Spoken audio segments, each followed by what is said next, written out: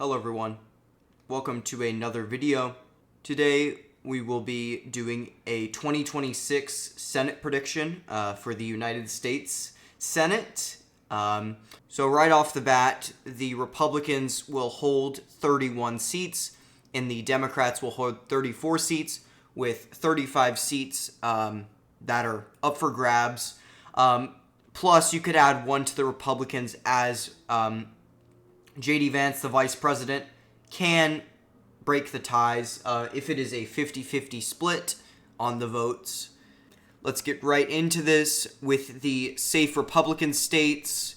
We have Montana, Idaho, Wyoming, South Dakota, Nebraska, Kansas, Oklahoma, Texas, Arkansas, Louisiana, Mississippi, Alabama, Tennessee, Kentucky, West Virginia, South Carolina. We'll also add Florida on there, and that's all of the safe Republican states.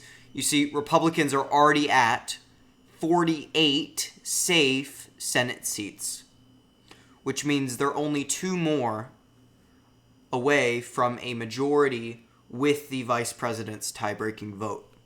Moving on to the safe Democrat states, we have Oregon, Illinois, we have Delaware, New Jersey, Rhode Island, Massachusetts, and that's it. Moving on to the likely Republican states, we have Ohio and Iowa. And moving on to the likely Democrat states, we have Virginia, New Mexico, Colorado, and New Hampshire. In the lean Republican states, I'm going to put Michigan. So I think Gary Peters, which is the current senator, is not going to run. He's already announced that he's not going to run. So I think Mike Rogers is probably going to go up against Pete Buttigieg, who is, he used to be a mayor in Indiana, I believe. And he was also the Secretary of Transportation under Joe Biden. From the polling that I've seen, Rogers holds a lead over Buttigieg, but not a substantial lead, only by a couple points. Therefore, I'm going to put it in the lean column for the Republicans. Moving on to lean Democrat, we have Minnesota.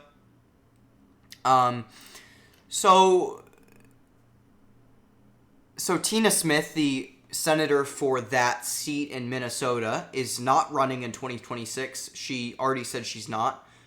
So I think either the current governor, Tim Walz, which was Kamala's vice president, or like the lieutenant governor, or a U.S. rep, Angie Craig, maybe. But I'm not sure. I think it definitely moves. It definitely moves right from where it was something, say, in 2020, where Smith won the state by, we look here, 5.2. So you could see something like a 2 or 3 point win for the Democrat instead of a 5-point win.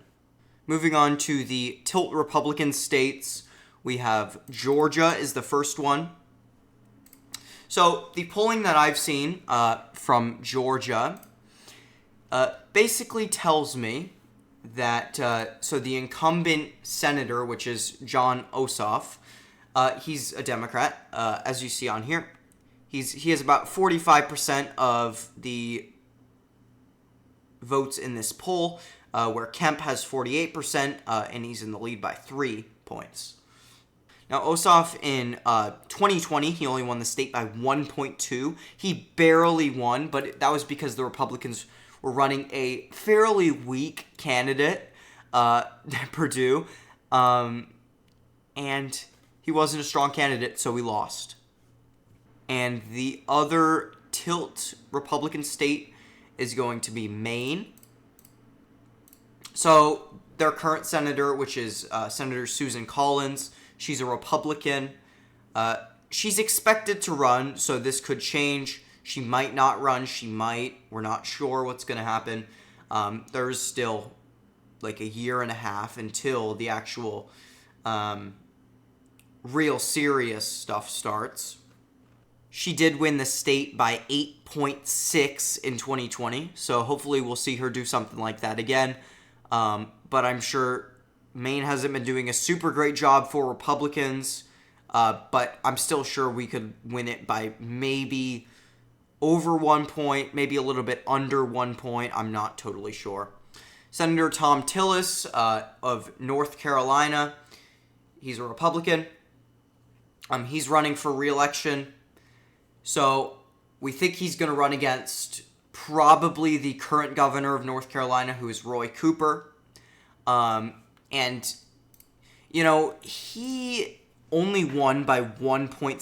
Tillis only won by 1.7 in North Carolina in 2020. And he's running against the incumbent governor of that state. I could see him winning, but for now, I'm going to put that in the tilt Democrat column. So at the end of the day, if my analysis is correct, the Republicans will have 54 seats to the Democrats' 46 seats. And this will give them just about the same majority that they have, plus the vice president to break ties if they need that. If some Republicans like McConnell and those type of people break off and vote with the Democrats like they have been on RFK's, which didn't quite get to a tie, but McConnell did vote against RFK. I think it's going to be impossible. I'm not going to say impossible, but I think it's going to be practically impossible for the Democrats to secure a majority in the Senate. I will make a House prediction fairly soon when we start getting some of the early polling. Like I said, all the stuff used for this is very early polling. A lot of this stuff is not going to be what actually happens. You know, the margins could change, how Trump and Vance do, stuff like that. The margins in different states, like Ohio, you could see Ohio shift from a likely to say something like a safe. You know, we could see Maine shift from tilt to lean. You don't know.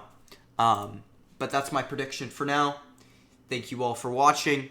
If you did enjoy, hit the subscribe button, the like button, and the notification bell so you never miss when I upload. I know it's been a while. I live streamed when Trump got inaugurated. That was almost a month now. I'm sure you're seeing this on the 19th of February. Have a blessed day, everyone. Right Angle with Noah, out.